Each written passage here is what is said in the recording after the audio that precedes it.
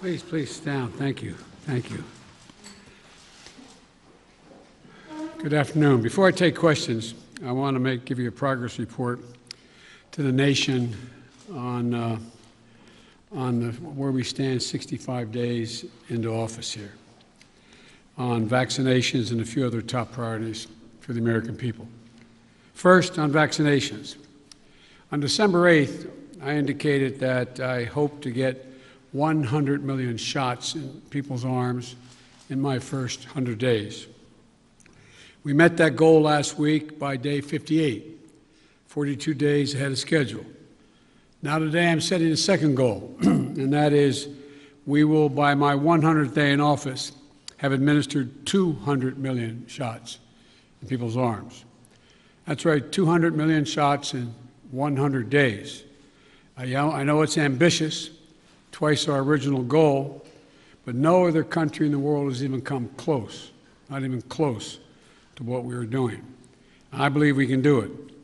And today, we made a historic investment in reaching the hardest hit and the most vulnerable communities, the highest risk communities, as a consequence of the virus, by investing an additional $10 billion in being able to reach them. I also set a goal before I took office of getting a majority of schools in K through 8 fully open in the first 100 days. Now, thanks to the enormous amount of work done by our administration, educators, parents, local, state education officials, and leaders, recent Department of Education survey shows that nearly half of the K through 8 schools are open now full-time, 5 days a week for in-person learning. Not yet a majority, but we're really close, and I believe in the 35 days left to go, we'll meet that goal as well. As of yesterday, more than 100 million payments of $1,400 have gone into people's bank accounts. That's real money in people's pockets, bringing relief instantly almost.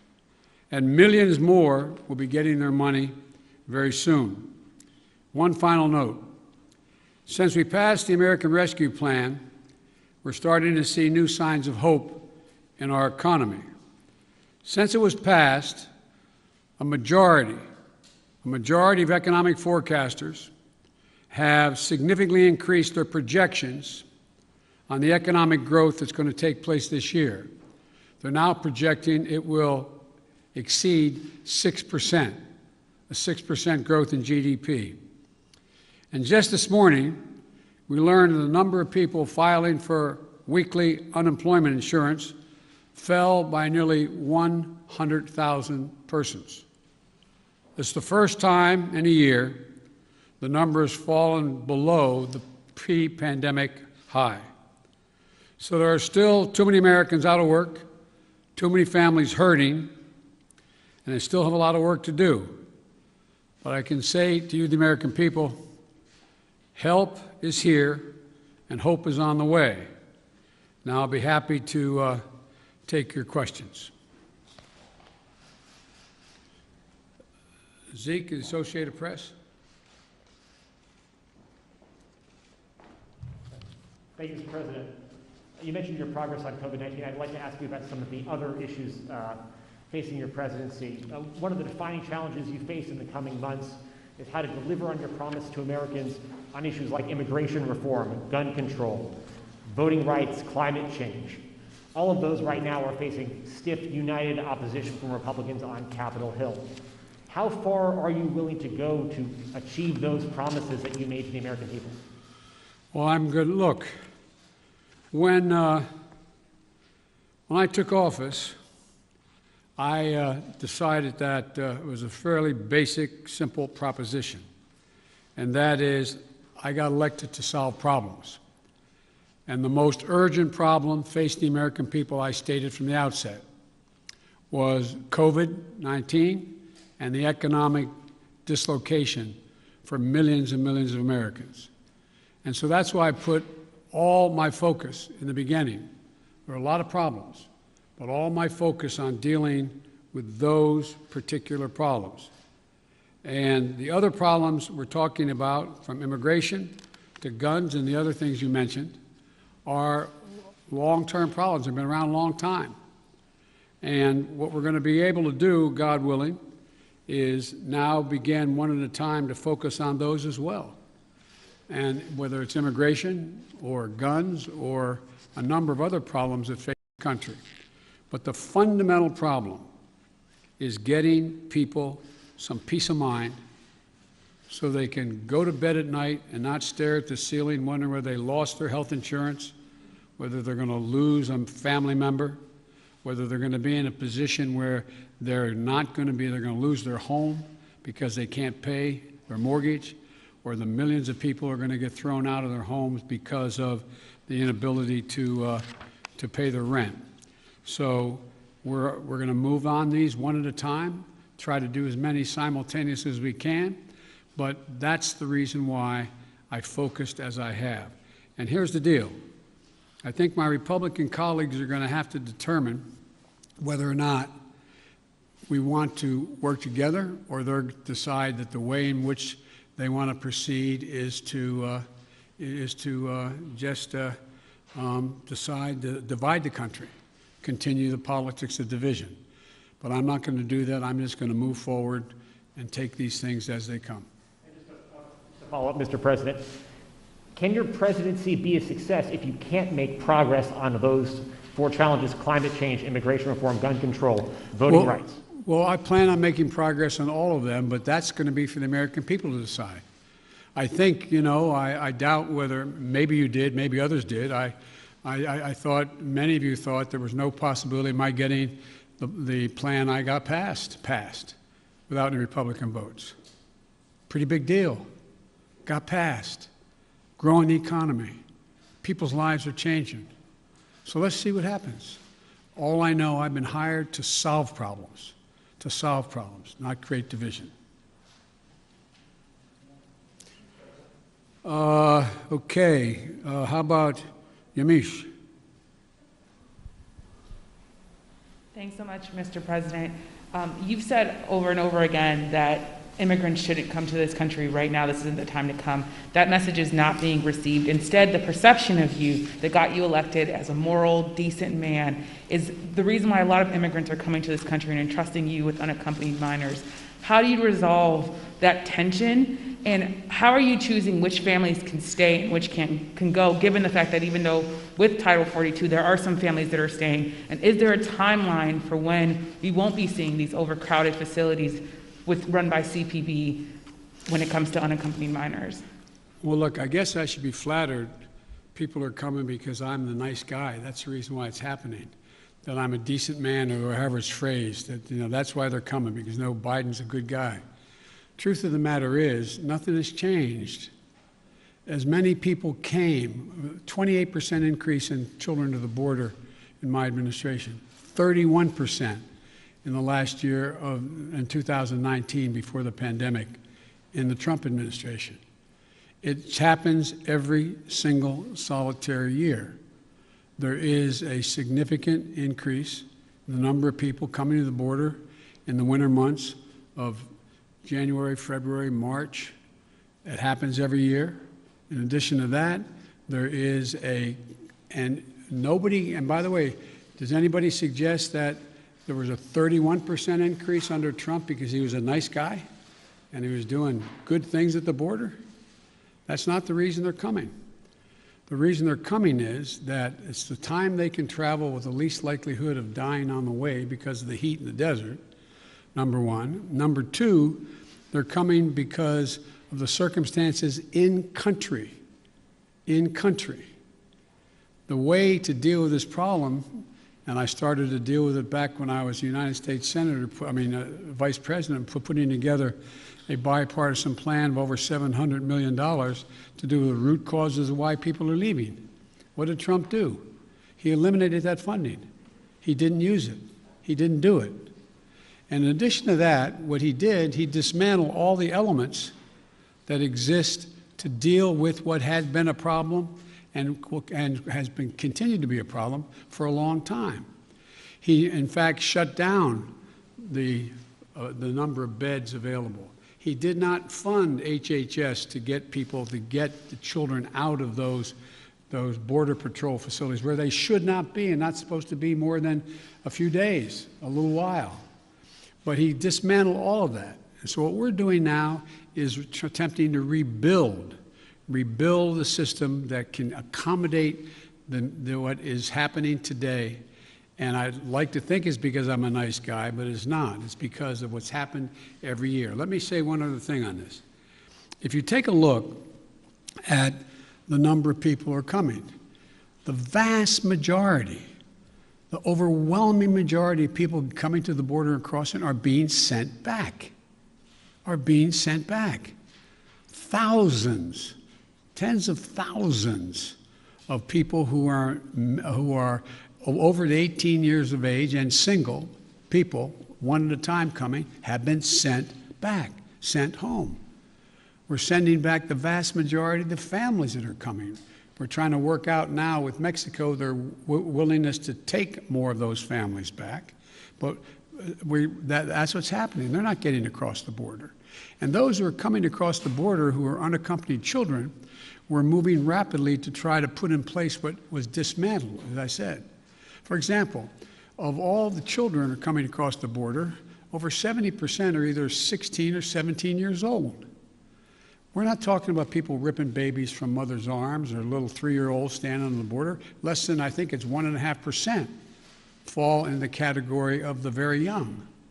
So what we're doing is we're providing for the space, again, to be able to get these kids out of the Border Patrol facilities, which no child, no one should be in any longer than 72 hours. And today, I went to, for example, I used all the resources available to me, went to the Defense Department, and the Secretary of Defense has just made available Fort Bliss, 5,000 beds. Be immediately available, 5,000 beds in the Texas border. So we're building back up the capacity that should have been maintained and built upon, that Trump dismantled. It's going to take time.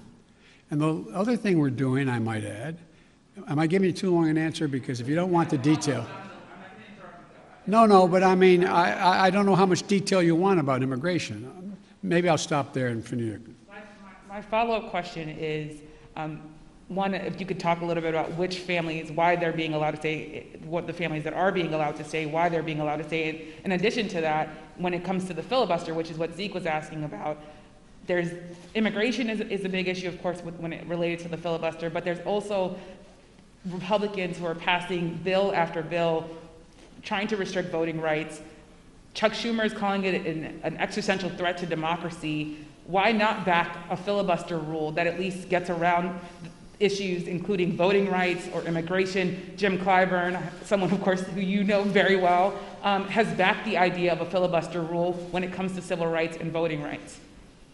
Well, look, I'm going to deal with all of those problems. The question is the priorities as they come and land on my plate. Let's go to the first question you asked, the first of the second questions you asked. And that is, what about dealing with families? Why are not some not going back? Because Mexico is refusing to take them back. They're saying they won't take them back, not all of them. We're in negotiations with the president of Mexico. I think we're going to see that change. They should all be going back, all be going back. The only people we're not going to let sitting there on the other side of the Rio Grande by themselves with no help are children. And what we're doing there, and it's an important point to understand. I know you understand it. I don't mean to say it that way. An important point to focus on. The vast majority of people under the age of 18 coming to the United States come with a telephone number on a wristband, or come with a telephone number in their pocket in the United States. A mother, a father, a close relative, a grandmama or grandpa. What was happening before is it's taking literally weeks and weeks and maybe even months before anybody pick up the phone and call to see if there really was someone there. Well, we've set up a system now where within 24 hours there's a phone call made as that child crosses the border. And then a verification system being put in place as of today to determine quickly whether or not that is a trafficker being called or that is actually a mom, a dad, and or a close relative. They're establishing that right off the bat. If it in fact is mom or dad, dad says, to take the extreme case, I got a birth certificate. Then guess what? We're getting that kid directly to that parent immediately. And so that's going to reduce significantly. There's two ways to reduce child populations in circumstances that are not acceptable, like being held at a Border Patrol station. One is to get them to the place where they have a relative and set a date as to when a hearing can be held. The second way to do it is put them in a Health and Human Services facility that we're occupying now, both licensed beds around the country that exist, as well as, for example, federal resources like Fort Bliss, to get them safely in a place where they can be taken care of while their fate is determined. Filibuster. So filibuster. You know, with regard to the filibuster, I believe we should go back to a position of the filibuster that existed just when I came to the United States Senate 120 years ago. And that is that it used to be required for the filibuster, and I had a card on this. I was going to give you the statistics, but you probably know them. That it used to be that, from between 1917 and 1971, the filibuster existed. There were a total of 58 motions to break a filibuster that whole time. Last year alone, there were 5 times that many. So it's being abused in a gigantic way. And for example, it used to be you had to stand there and talk and talk and talk and talk until you collapsed. And guess what? People got tired of talking and tired of collapsing. Filibusters broke down and we were able to break the filibuster, get a quorum and vote. So I strongly support moving in that direction, in addition to having an open mind about dealing with certain things that are just elemental to the functioning of our democracy, like the right to vote, like the basic right to vote. We've amended the filibuster in the past. But here's the deal.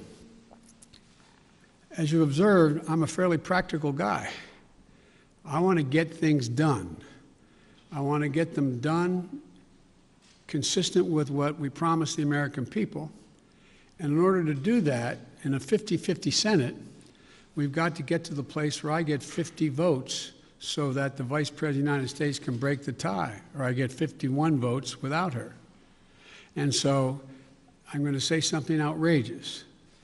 I have never been particularly poor at calculating how to get things done in the United States Senate.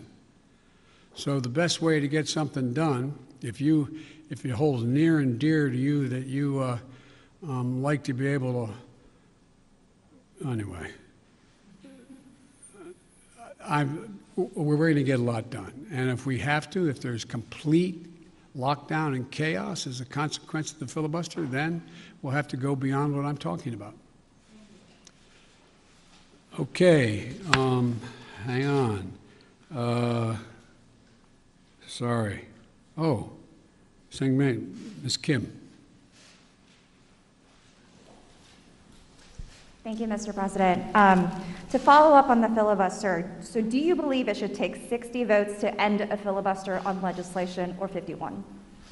If we could end it with 51, we would have no problem.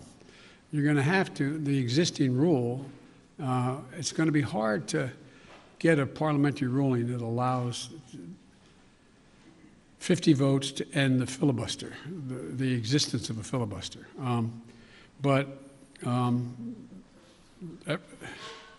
It's not my expertise in what the parliamentary rules and how to get there are, but our preoccupation with the filibuster is totally legitimate. But in the meantime, we got a lot we can do while we're talking about what we're going to do about the filibuster. Let me get here. Okay. Cecilia Vega. I'd like to circle back to immigration, please. You just listed the reasons that people are coming, talking about in-country problems, saying that it happens every year. You blamed the last administration. Sir, I just got back last night from a reporting trip to the border where I met 9-year-old Josel, who walked here from Honduras by himself, along with another little boy. He had that phone number on him, and we were able to call his family. His mother says that she sent her son to this country because she believes that you are not deporting unaccompanied minors like her son. That's why she sent him alone from Honduras. So, sir, you blame the last administration, but is your messaging in saying that these children are and will be allowed to stay in this country and work their way through this process, encouraging families like Josel's to come? Well, look,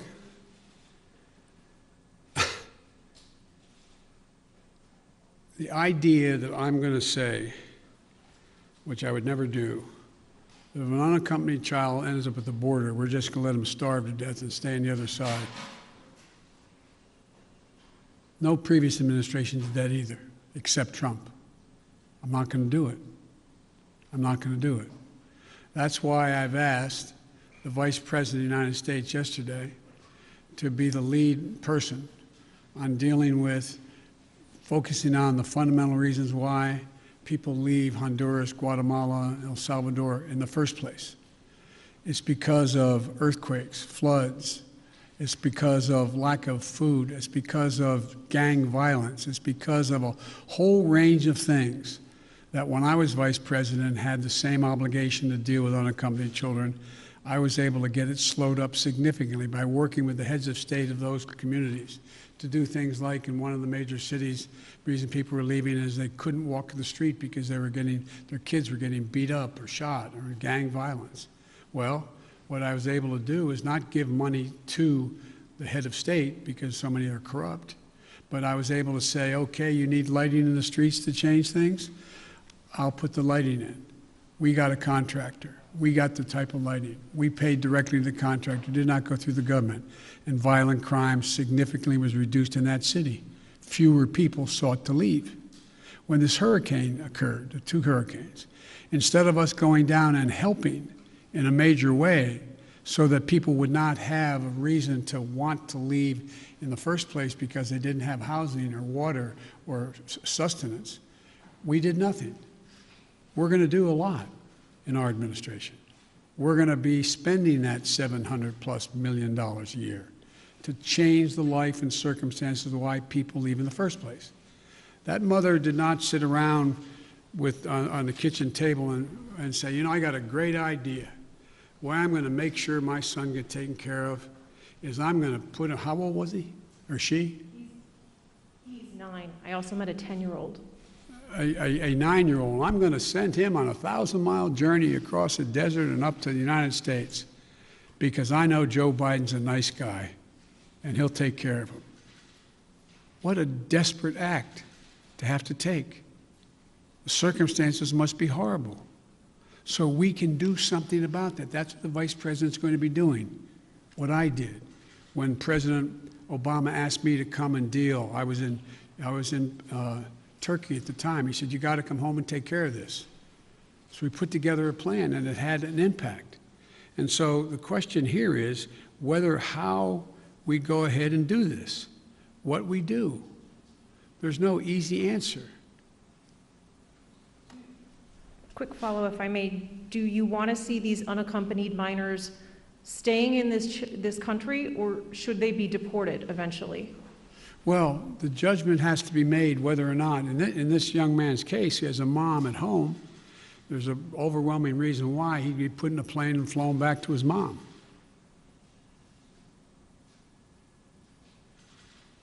Follow, sir. You mentioned circumstances that must be horrific. The Customs and Border Protection Facility in Donna, Texas, I was there, is at 1,556% capacity right now with mostly unaccompanied minors. There are kids that are sleeping on floors. They are packed into these pods. I've spoken to lawyers who say that some of these children have not seen the sun in days. What's your reaction? What is your reaction to these images that have come out from that particular facility? Is what's happening inside acceptable to you? And when is this going to be fixed? That's a serious question, right? It's acceptable to me. Come on. That's why we're going to be moving 1,000 of those kids out quickly. That's why I got Fort Bliss opened up. That's why I've been working from the moment this started to happen to try to find additional access for children to be able to safely, not just children, but particularly children, to be able to safely be housed while we follow through on the rest of what's happening. That is totally unacceptable.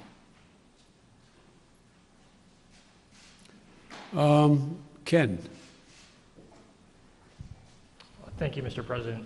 I wanted to ask you about Afghanistan. You face a May 1st deadline for the withdrawal of U.S. troops from that country. As a candidate in foreign affairs, you wrote that it is past time to end these forever wars. Can you commit to the American people that by May 2nd, the U.S. will no longer have forces in Afghanistan? The answer is that it's going to be hard to meet the May 1 deadline. Just in terms of tactical reasons, it's hard to get those troops out.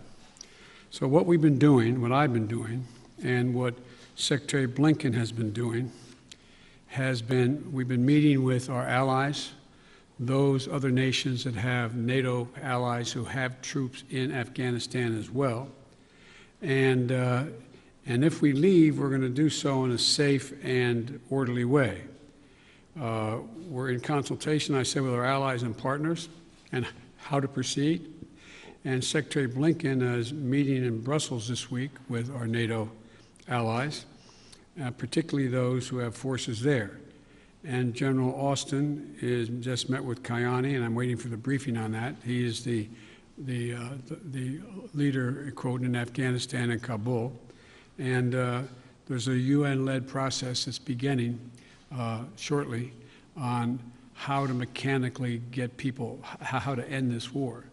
But it is not my intention to stay there for a long time.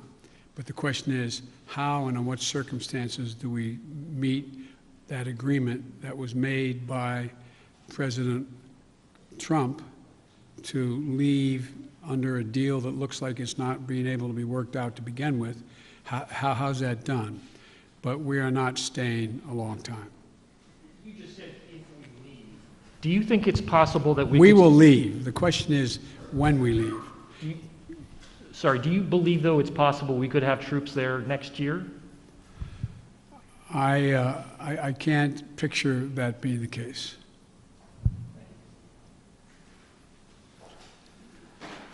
Okay, Kristen. Thank you very much, Mr. President. Given the conditions that were just laid out at the migrant facilities at the U.S. border, will you commit to allowing journalists to have access to the facilities that are overcrowded moving forward?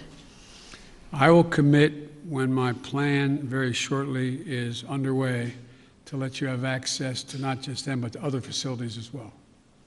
How soon will journalists be able to have access to the facilities? We've obviously been allowed to be inside one, but we haven't seen the facilities in which children are packed together to really give the American people a chance to see that. Will you commit to transparency on this issue? I will commit to transparency. And as soon as I am in a position to be able to implement what we're doing right now, and one of the reasons I haven't gone down, all my chief folks have gone down, is I don't want to become the issue. I don't want to be, bringing all the Secret Service and everybody with me to get in the way. So this is being set up, and you'll have full access to everything once we get this thing moving. Okay, and just to be clear, how soon will that be, Mr. President? I don't know, to be clear. Okay, and do you bear responsibility for everything that's happening at the border now? I hear you talking a lot about the past administration. You decided to roll back some of those policies. Did you move too quickly to roll back what, I'm sorry? Policies. Did you move too quickly to roll back some of the executive orders of your predecessor? First of all the policies that are underway were not helping at all. Did not slow up the amount of immigration and as many people coming. And rolling back the policies of separating children from their mothers. I make no apology for that. Rolling back the policies of remain in Mexico, sitting on the edge of the Rio Grande in a muddy circumstance with not enough to eat. I make no apologies for that. I make no apologies for ending programs that did not exist before Trump became president, that have an incredibly negative impact on the law, international law, as well as on human dignity. And so I make no apologies for that. To ask you about foreign policy, Mr. President. Overnight, we learned that North Korea tested 2 ballistic missiles. What, if any, actions will you take, and what is your red line on North Korea? Let me say that, number one, UN Resolution 1718 was violated by those particular missiles that were tested, number one. We're consulting with our allies and partners, and there will be responses if they choose to escalate. We will respond accordingly. But I'm also prepared for some form of diplomacy, but it has to be conditioned upon the end result of denuclearization. So that's what we're doing right now, consulting with our allies. Just very quick follow-up. You only got another hour now, okay? Diplomacy, can you define what you mean? And former President Obama warned the incoming President Trump that North Korea was the top foreign policy issue that he was watching. Is that how you assess the crisis in North Korea? Yes. Okay, hang on a second here. Kristen, Nancy, CBS. Thank you very much, Mr. President. I want to go back to voting rights. And as Yamiche mentioned, Republican legislatures across the country are working to pass bills that would restrict voting, particularly Democrats fear impacting minority voters and young voters, the very people who helped to get you elected in November. Are you worried that if you don't manage to pass voting rights legislation, that your party is going to lose seats and possibly lose control of the House and the Senate in 2022? What I'm worried about is how un-American this whole initiative is.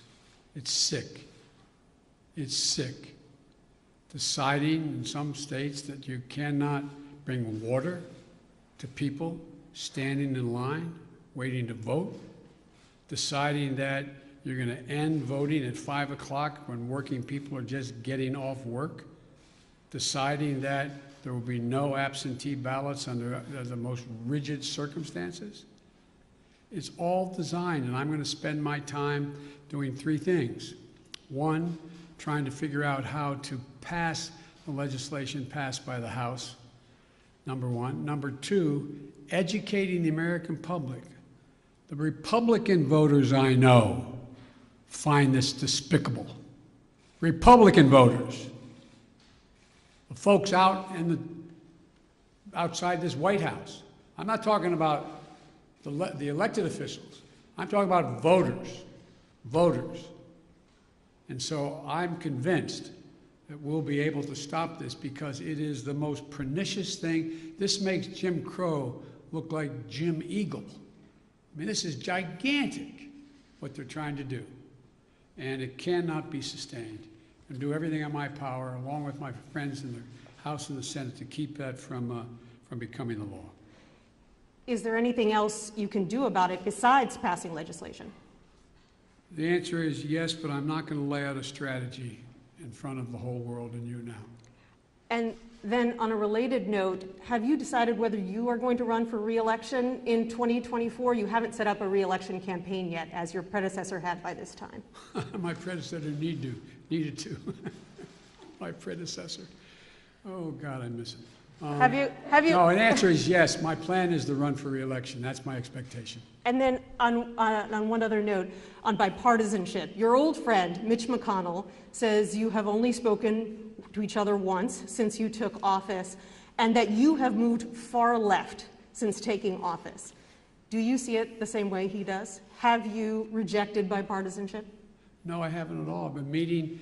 When's the last time a president invited the opposite party down at least a half a dozen times to talk about issues, everything from how we work. We're working with a group of 20 members of the Senate right now and House on how we reestablish our ability to make computer chips and how we get ahead of the game, how we can work together. We're working together on a bunch of things. But look, I know Mitch well. Mitch knows me well. I would expect Mitch to say exactly what he said. But this is a matter of making sure that I would like elected Republican support. But what I know I have now is I have electoral support from Republican voters. Republican voters agree with what I'm doing. And so unless Mitch says the last thing I did, this last piece of legislation is so far left, well, then he ought to take a look at his party. Over 50% of them must be over that edge as well, because they support what I did. Okay, where am I here? Let me see. Caitlin?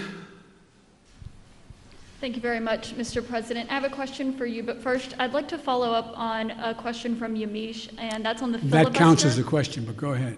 Okay, I'll make it quick. It's a No, quick no, you question. can. Regarding the filibuster, at John Lewis's funeral, President Barack Obama said he believed the filibuster was a relic of the Jim Crow era. Do you agree? Yes. If not, why not abolish it if it's a relic of the Jim Crow era?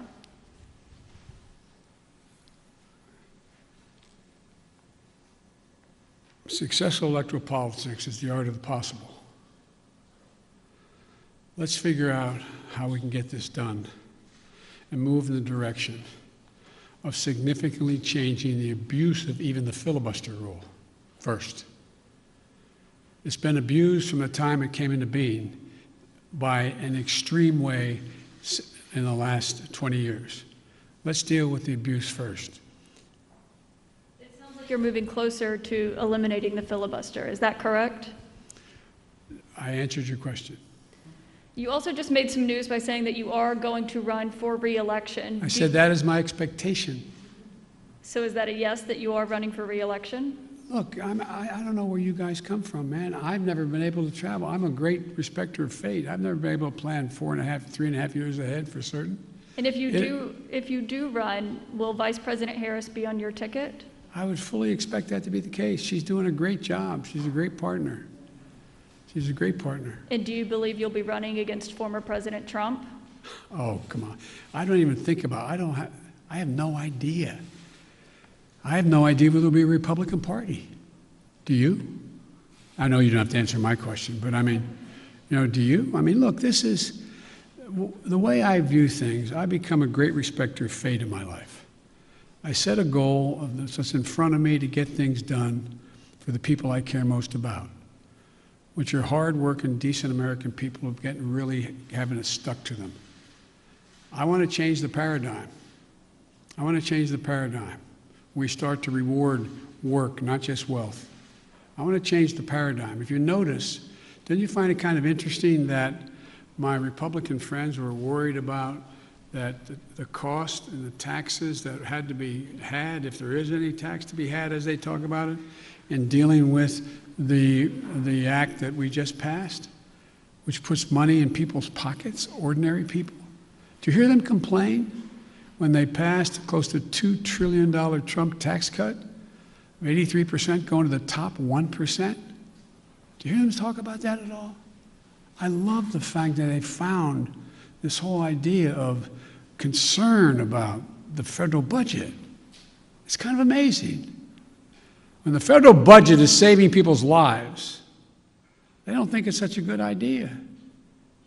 When the federal budget is feathering the nest of the wealthiest Americans, 90 of the Fortune 500 companies making billions of dollars not paying a cent in taxes, reducing taxes to the point that people who are making, if you're a husband and wife, a school teacher, and a cop, you're paying at a higher rate than the average person making $1 billion a year is.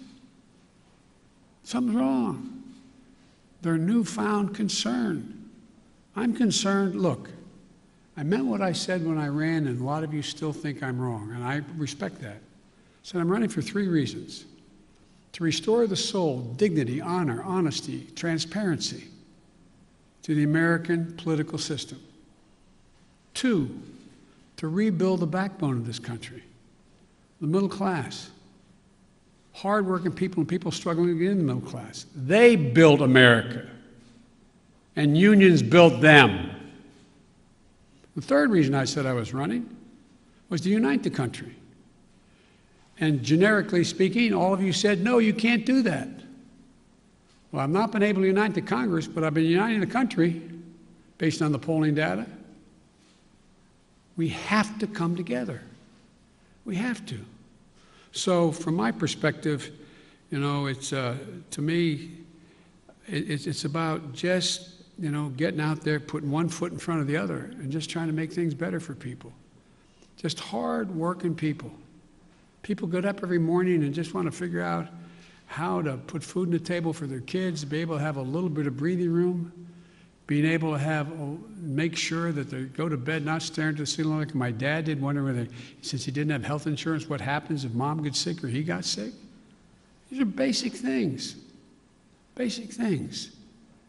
And I'm of the view that the vast majority of people, including registered Republicans by and large, share that same view, that same sense of what is, you know, what's appropriate. Justin Sink, Bloomberg.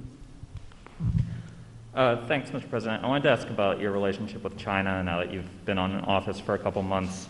There's obviously the meeting in Alaska that was a little theatrical, and there's the continued human rights abuses. So today, I'm wondering, are you more likely than you were when you came into office to maintain tariffs on China? Are you considering banning imports of forced labor products? And would you consider cutting off U.S. investment or Chinese access to international payment systems? Well, look, they're each specifically legitimate questions, but they only touch a smidgen of what the relationship with China really is about. I've known Xi Jinping for a long time.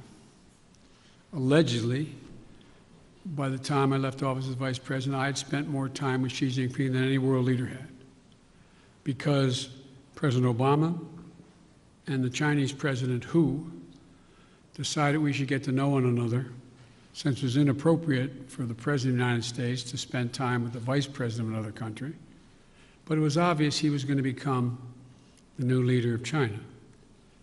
So I spent hours upon hours with him alone with an interpreter, my interpreter and his, going into great detail. He's very, very straightforward. Doesn't have a democratic with a small d bone in his body, but he's a smart guy. He's one of the guys like Putin who thinks that autocracy is the wave of the future. Democracy can't function in an ever complex world. So when I was elected and he called to congratulate me, I think to the surprise of the China experts who were his people on the call as well as mine listening, we had a 2-hour conversation for 2 hours. And we made several things clear to one another.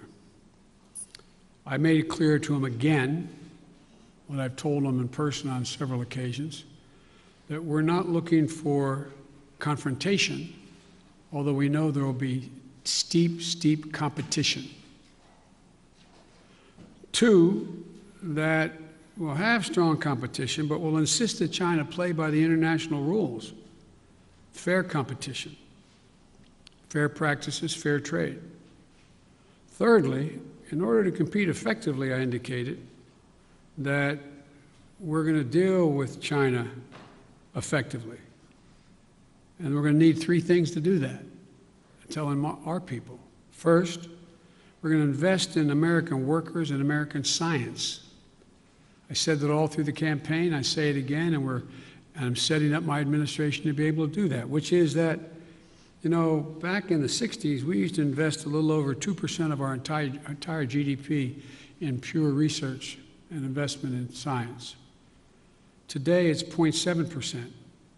I'm going to change that. We're going to change that. The future lies in who can, in fact, own the future as it relates to technology, quantum computing, a whole range of things, including the medical fields. And so, what I'm going to do is make sure we invest closer to 2%. One of the reasons why I've set up the PAB, the President's Board with Scientists and the like, again, is we're going to invest in medical research, cancer, Alzheimer's, diabetes, the things, industries of the future, artificial intelligence, quantum computing, biotech, and we're going to make real investments. China is out investing us by a long shot because their plan is to own that future. The second thing we're going to do is we're going to reestablish our alliances, and I've been very clear with them. It's not anti-Chinese, and we've talked about it. I want to make sure that, for example, later today, after this, as a matter of fact, shortly after this, which is fine, we're going close to an hour. I'm happy to go longer, but one of the things that I'm going to be doing, I'm going to be speaking with 27 heads of state in Europe. And very shortly, I think within the next hour or so, I don't know the exact time. And earlier this month, and apparently it got the Chinese attention, that's not why I did it, I met with our allies and how we're going to hold China accountable in the region. Australia, India, Japan, and the United States, the so-called Quad. Because we have to have democracies working together. Before too long, I'm going to invite an alliance of democracies to come here to discuss the future. And so we're going to make it clear that in order to deal with these things, we are going to hold China accountable to follow the rules. To follow the rules. Whether it relates to the South China Sea or the North China Sea or the agreement made on Taiwan or a whole range of other things. And the third thing, and the thing that I admire about dealing with Xi is he understands, he makes no pretense about not understanding what I'm saying any more than I do him. I pointed out to him, no leader can be sustained in his position or her position unless they represent the values of the country. And I said, Mr. President, as I've told you before, Americans value the notion of freedom. America values human rights. We don't always live up to our expectations, but there's a value system. We are founded on that principle. And as long as you and your country continues to so blatantly violate human rights, we are going to continue in an unrelenting way to call to the attention of the world and make it clear what's happening. And he understood that. I made it clear that no American president, at least one did, but no American president ever backed down from speaking out of what's happening in the Uyghurs, what's happening in Hong Kong, what's happening in country. That's who we are. The moment a president walks away from that, as the last one did, is the moment we begin to lose our legitimacy around the world. It's who we are. So I see stiff competition with China. China has an overall goal, and I don't criticize them for the goal, but they have an overall goal to become the leading country in the world, the wealthiest country in the world, and the most powerful country in the world. That's not going to happen on my watch, because the United States is going to continue to grow and expand. Sorry, just to follow up on the meeting of democracies, is that where you expect in a multilateral way to make these decisions about sanctions or No, that's not where I make the decision. That's where I make sure we're all on the same page. All on the same page. Look, I predict to you, your children or grandchildren are going to be doing their doctoral thesis on the issue of who succeeded, autocracy or democracy. Because that is what is at stake. not just with China. Look around the world. We're in the midst of a fourth industrial revolution of enormous consequence. Will there be middle class? How will people adjust to these significant changes in science and technology, the environment? How will they do that? And our democracy is equipped, because all the people get to speak, to compete. It is clear, absolutely clear, and most of the scholars I dealt with at Penn agree with me around the country, that this is a battle between the utility of democracies in the 21st century and autocracies. If you notice, you don't have Russia talking about communism anymore. It's about an autocracy. Demand decisions made by a leader of a country. That's what's at stake here. We got to prove democracy works. Mr. President, sorry, I know you haven't had a chance to address the tragedies in Georgia and Colorado. You had said to stay tuned for actions that you might take on gun control. Wondering if you've made a decision either about sending the manufacturer liability bill that you had promised on day one to Capitol Hill, or executive actions like going after ghost guns or giving money to cities and states to battle gun control. All the above. It's a matter of timing. As you've all observed, successful presidents, better than me, have been successful in large part because they know how to time what they're doing, order it, decide in priorities what needs to be done. The next major initiative is, and I'll be announcing it Friday in Pittsburgh in detail, is to rebuild the infrastructure, both physical and technological infrastructure of this country, so that we can compete and create significant numbers of really good paying jobs. Really good paying jobs. And some of you who have been around long enough to know that used to be a great Republican goal or initiative. I still think the majority of the American people don't like the fact that we are now ranked, 85th in the world in infrastructure. I mean, look, the future rests on whether or not we have the best airports that can accommodate air travel, ports that you can get in and out of quickly so businesses decide. Some of you, if you're ever local reporters and you found your governor or mayor trying to attract business to your community, what's the first thing the business asked? What's the closest access to an interstate highway? How far am I from freight rail? Is the water available? Is enough water available for me to conduct my business? All the things that relate to infrastructure. We have somewhere, I asked the staff to write it down for me, and they did, not for this, but for a longer discussion.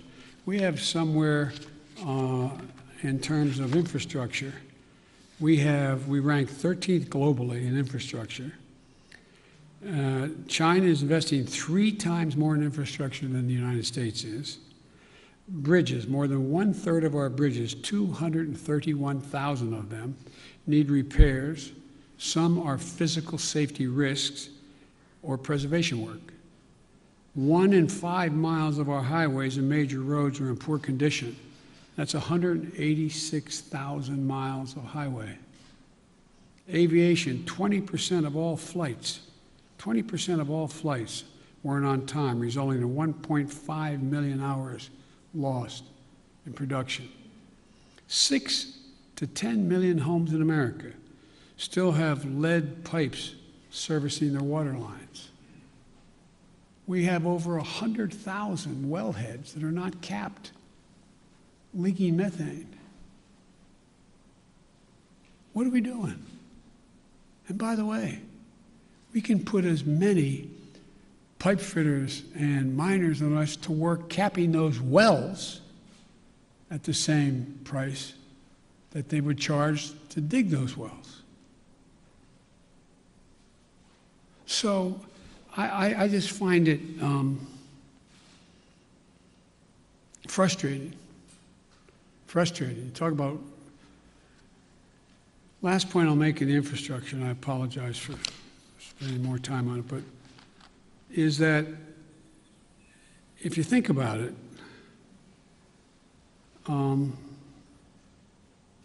it's the place where we will be able to significantly increase American productivity, at the same time providing really good jobs for people.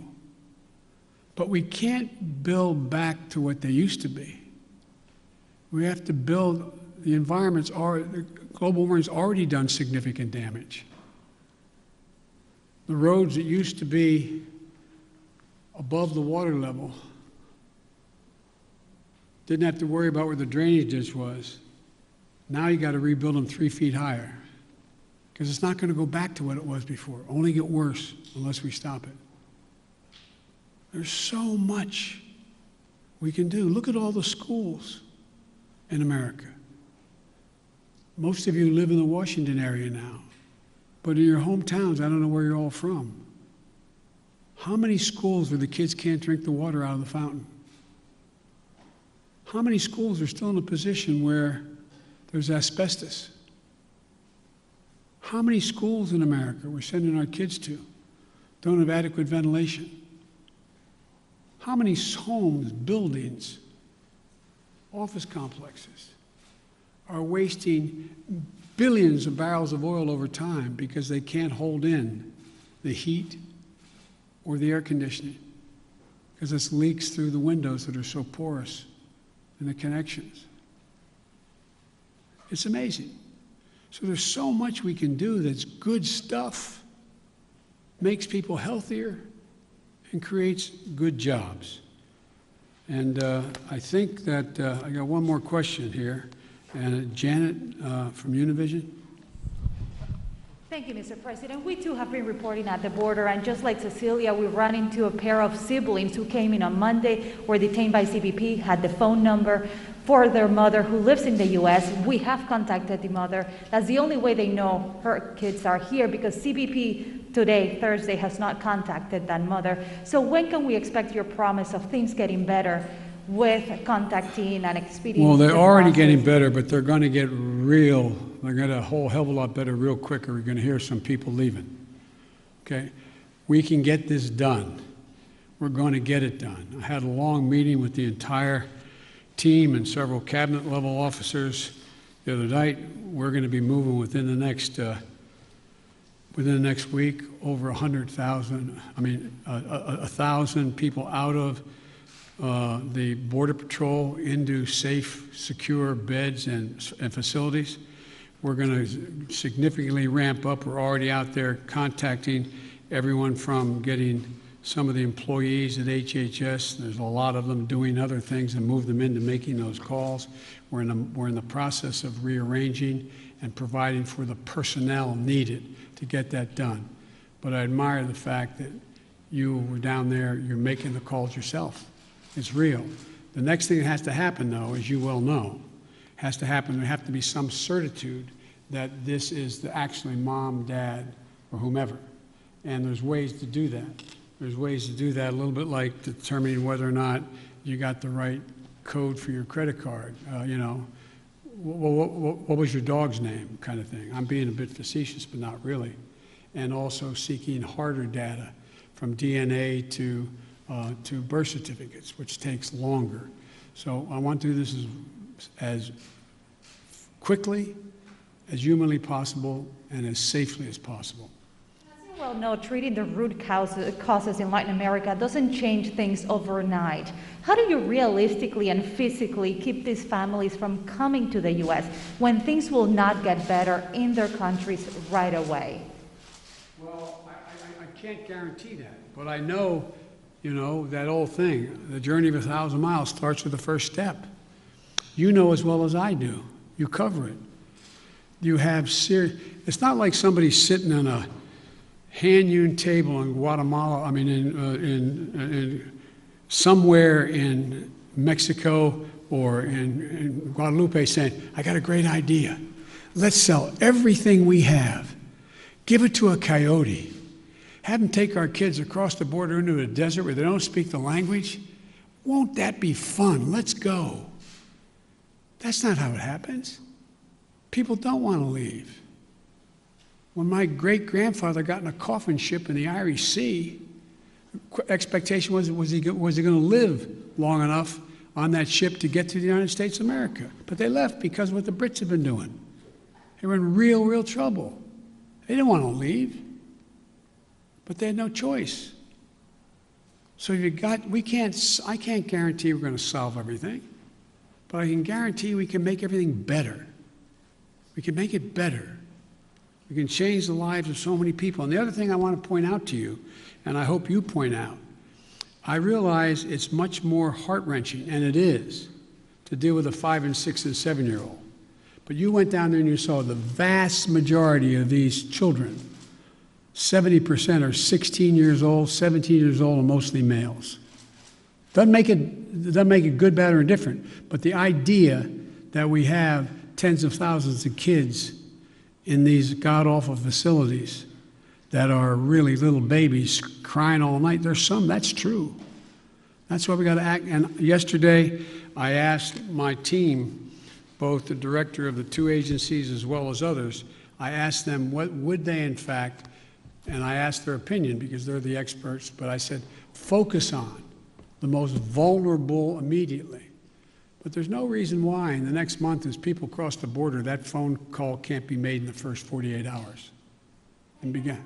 If I may ask one last question, have you had any talks with Senate Republicans who are threatening this administration with not considering the immigration legislation that was passed in the House until the situation at the border has been resolved? No, because I know they have to posture for a while. They sort of got to get out of their system. This is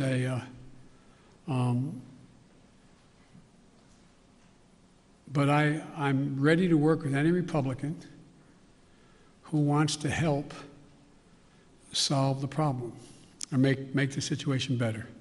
But folks, I'm going. Thank you very, very much. I appreciate it. Thank you.